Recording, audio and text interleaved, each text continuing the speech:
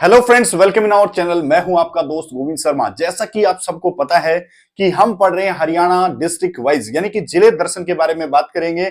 आज की क्लास में मैं आपको लेकर पहुंचूंगा सिरसा, यानी कि सिरसा में घूमेंगे बेटा आज की क्लास में हम लोग। तो बहुत बहुत अच्छे आपके कमेंट हैं, जो मैं कमेंट पढ़ता हूं बहुत मन प्रसन्न होता है कि आप जब बोलते हो कि सर अगली वीडियो कब आएगी, या फिर आपके द्वारा जो भी रिएक्शन वीडियो पर दिया जाता है उससे बहुत मन खुश होता है कि हाँ मैं कुछ अच्छा काम कर रहा हूं यहां पर। उसके बाद देख लेते हैं सिरसा। सिरसा का नामकरण कैसे हुआ, सिरसा में कौन कौन सी तहसीलें हैं, सिरसा की सीमा कहां कहां से लगती है, सिरसा का जो क्षेत्रफल है वो कहां कहां तक है। बात करते हैं जनरल बातों की। तो नामकरण बात बताऊं मैं आपको कि सिरसा का जो वर्णन है बेटा वो आपका मिलता है कहां पर, महाभारत में सायर सेक के नाम से मिलता है। सायर सेक के नाम से इसका वर्णन मिलता है और इसी का वर्णन बौद्ध धर्म के ग्रंथ की किताब है जिसका नाम है दिव्य वदान। दिव्य वदान में भी इसका वर्णन आपको देखने को मिलेगा। और साथ साथ इसका जो स्थापना थी वो राजा सारस यहां रहते थे, इसीलिए इसका नाम सिरसा पड़ गया। और कई जगह पर यह भी कहा जाता है कि यहां पर सरस वन पाए जाते थे, इसलिए इसका नाम बाद में सिरसा पड़ गया। तो नामकरण महाभारत के क्षेत्र है साइसर, साइसर सेक, साइयर सेक, और राजा सारस के नाम पर इसका नाम पड़ा है। इसके उपनाम अगर देखें तो सिरसा को वन नगरी कहा जाता है और सिरसा को साथ साथ संतों की नगरी भी कहा जाता है। दोनों बातें ध्यान रखना, पेपर में पूछी जा चुकी हैं कि संतों की नगरी किसे कहते हैं और वन नगरी हरियाणा में कौन सी है। याद रखना सिरसा। हालांकि वन सबसे ज्यादा हरियाणा में यमुनानगर में है, लेकिन वन नगरी फिर भी सिरसा को कहा जाता है। याद रखना, ध्यान रखना इन बातों को। उसके बाद तहसील कौन कौन सी है, तो सिरसा खुद एक तहसील है, डबवाली, कलावली मंडी, एलानाबाद और चोपटा नामक जगह यहां पर तहसीलों के लिए है। यानी कि चोपटा हो गया, नाथुपुर चोपटा इसको बोलते हैं, और एलानाबाद हो गया, कलावली हो गया, डबवाली हो गया, सिरसा हो गया, ये यहां पर तहसीलें हैं। उसके बाद गठन 26 अगस्त 1975 को, 26 अगस्त 1975 को सिरसा का गठन किया गया था और इसकी कुल क्षेत्रफल है इसका कुल क्षेत्रफल 4273 वर्ग किलोमीटर है। ये हरियाणा का क्षेत्रफल वाइज सबसे बड़ा जिला है। ये भी याद रखना, हरियाणा का क्षेत्रफल वाइज सबसे बड़ा जिला कौन सा है, तो सिरसा है। याद रखना। उसके बाद मैं आपको कुछ बेसिक फैक्ट बताता हूं। यहां आप देखते चले सिरसा लिखा हुआ है, तो सिरसा की सीमा सबसे पहले मैं आपको बताऊंगा। तो सिरसा की सीमा हरियाणा के एक जिले से लगती है, वो जिला है आपका कौन सा, फतेहाबाद। और फतेहाबाद के साथ ये राजस्थान के हनुमानगढ़ से लगता है, पंजाब के मानसा भटिंडा जिले से ये लगता है। तो हनुमानगढ़ जिला राजस्थान, मानसा जिला पंजाब, भटिंडा जिला पंजाब और फतेहाबाद जिला हरियाणा से ये सीमा बनाता है। उसके बाद यहाँ पर मिट्टी कैसी मिलती है, तो मृस्थलीय मिट्टी यहाँ पर मिलती है और जलोढ़ मिट्टी भी यहाँ पर पाई जाती है।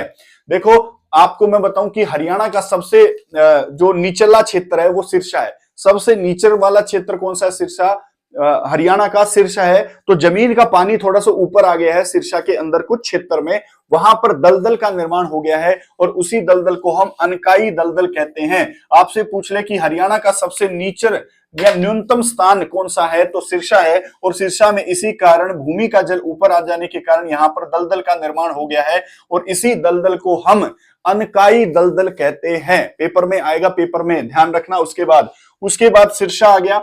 सिरसा में सर अनकाई दलदल पाया जाता है, जलोढ़ मिट्टी पाई जाती है। तो नदी कौन सी पाई जाती है, तो नदी पाई जाती है घग्गर। घग्गर नदी सिरसा में बहती है, याद रखना। और घग्गर नदी पर ही एक ओटू बांध बनाया गया है। कौन सा बांध, ओटू बांध बनाया गया है और यहीं पर भाखड़ा नहर भी निकाली गई है। तो घग्गर नदी सिरसा में बहती है। ओटू बांध कहां पर है, सिरसा में। भाखड़ा नहर से यहां पर सिंचाई की जाती है। और हरियाणा में, पूरे हरियाणा में अगर सिंचाई करने वाला जिला, सबसे ज्यादा सिंचाई करने वाला जिला पूरे हरियाणा में अगर आपसे पूछे तो वो नहरों से फिर बोल रहा हूं, नहरों से सबसे ज्यादा सिंचाई करने वाला जिला सिरसा है। याद रखेंगे, ध्यान रखेंगे। और अगर इसमें ज्यादा सिंचाई होती है तो गेहूं सबसे ज्यादा यहीं पर होते हैं, ये भी याद रखें।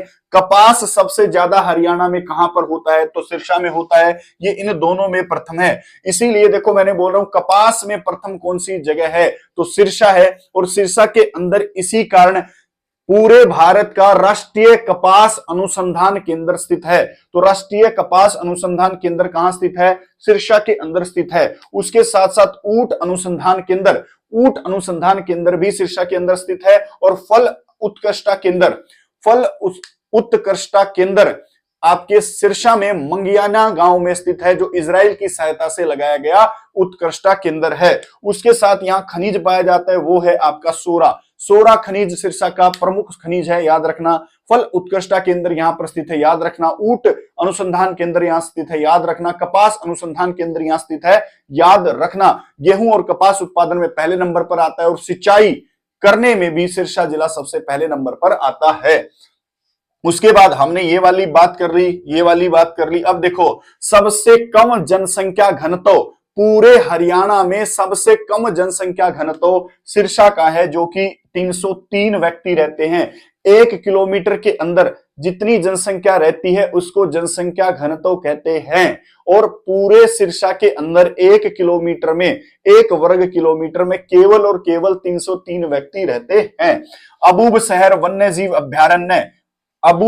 वन्यजीव अभ्यारण्य सिरसा जिले का वन्यजीव अभ्यारण्य है। ये हरियाणा का सबसे बड़ा वन्यजीव अभ्यारण्य है। उसके बाद पाकिस्तान से कुछ फैक्ट ले लेते हैं।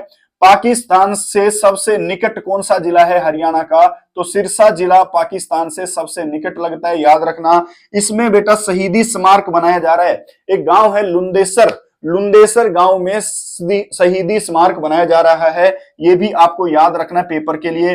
कैशलेस गांव, हरियाणा का पहला कैशलेस गांव नीलावली है, और नीलावली गांव सिरसा का ही एक गांव है। तो कैशलेस गांव कौन सा है? नीलावली गांव, याद रखना, ध्यान रखना। उसके बाद कौन सा विश्वविद्यालय आपका सिरसा में है?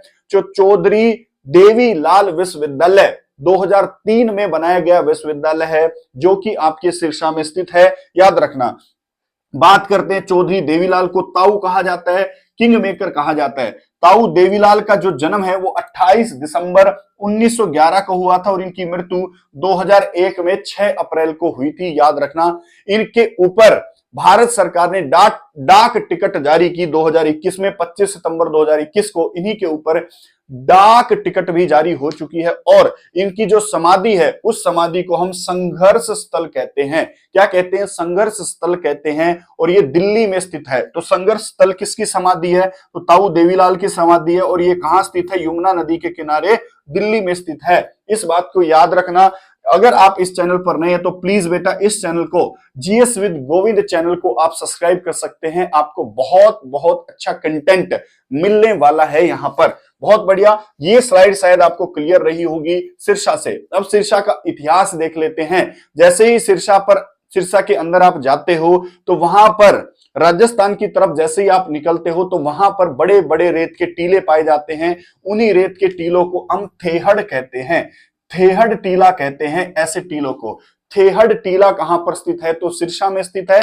जब इस थेहड़ टीले की खुदाई करवाई गई तो यहां पर हड़प्पा कालीन कुछ अवशेष मिले हैं। तो आपसे यह भी पूछ सकता है कि थेहड़ टीला हड़प्पा कालीन स्थल किस जिले के अंदर स्थित है? तुरंत आंसर क्या रहेगा? सिरसा तुरंत आंसर रहेगा।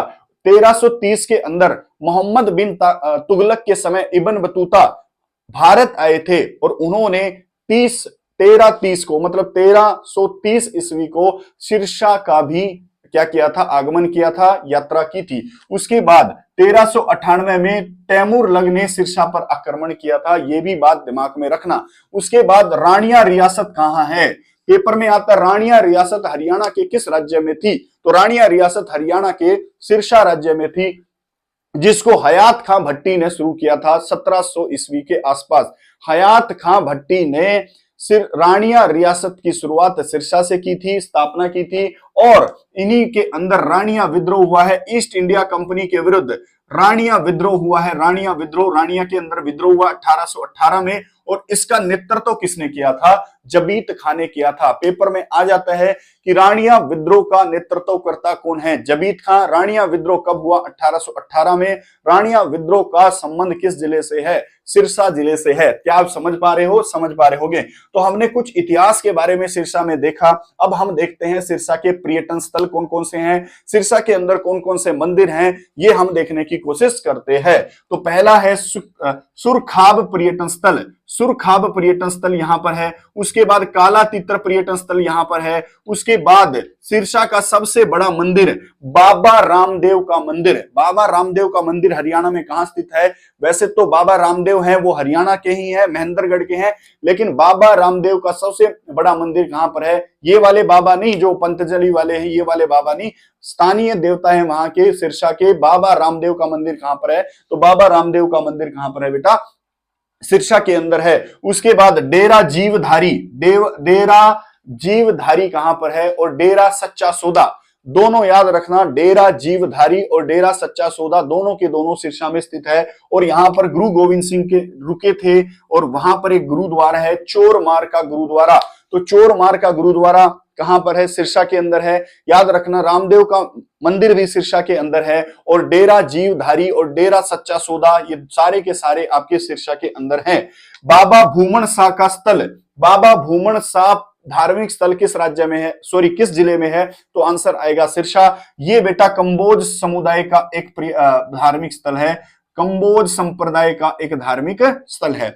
उसके बाद मैं डेरा सच्चा सौदा बता चुका हूं, 1948 में इसकी स्थापना मस्ताना जी ने की थी। क्वेश्चन आएगा डेरा सच्चा सौदा सिरसा में स्थित है, इसकी स्थापना कब हुई? 1948 में। और इसकी स्थापना किसने की थी? मस्ताना जी साहिब ने इसकी स्थापना की थी। उसके बाद तारा बाबा की कुटिया, एक शिव मंदिर है, तारा बाबा की कुटिया सिरसा के अंदर है। गोविंद कांडा व गोपाल कांडा दो भाइयों ने इसका निर्माण करवाया था। याद रखेंगे। कुछ प्रसिद्ध व्यक्तित्व ले लेते हैं। पहला स्वीता पूनिया, स्वीता पूनिया का संबंध सिरसा से है। ये बेटा हॉकी की खिलाड़ी है, इस बात की चर्चा दिमाग में हरदम रहनी चाहिए। और सरदार सिंह, सरदार सिंह भी हरियाणा से, सिरसा से हैं। ये इंडिया हॉकी के कैप्टन रह चुके हैं, इस बात की दिमाग में चर्चा हमेशा होनी चाहिए। जादूगर शंकर सम्राट, जादूगर शंकर सम्राट का संबंध भी आपके सिरसा जिले से है। और एक लास्ट नाम मैं लेना चाहूंगा, सुनील ग्रोवर, सुनील ग्रोवर का संबंध भी सिरसा जिले से है। ये बात भी आपके दिमाग में होनी ही होनी चाहिए।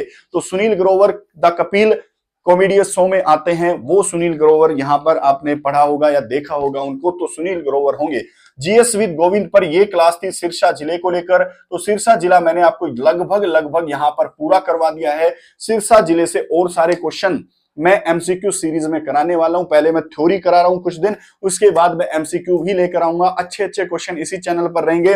अगर आप इस चैनल पर आई गए तो आपका बहुत बहुत धन्यवाद। आपने ये वीडियो देखी इसके लिए बहुत बहुत धन्यवाद। आपने अपना समय दिया इसके लिए बहुत बहुत धन्यवाद। और आपने इस चैनल को सब्सक्राइब कर दिया होगा, इसके लिए भी अग्रिम धन्यवाद मैं देता हूं। तो बहुत बहुत धन्यवाद आप लोगों का जुड़ने के लिए। नमस्कार, जय हिंद, जय भारत।